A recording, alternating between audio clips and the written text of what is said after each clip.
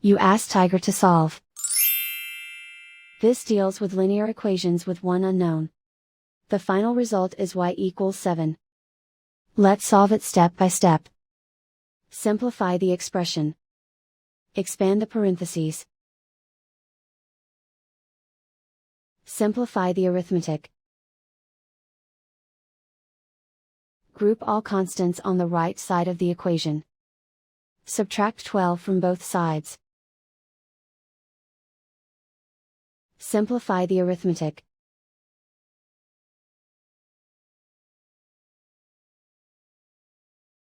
Isolate the y. Divide both sides by -2. Cancel out the negatives. Simplify the fraction. Cancel out the negatives. Find the greatest common factor of the numerator and denominator. Factor out and cancel the greatest common factor. And so the final result is y equals 7.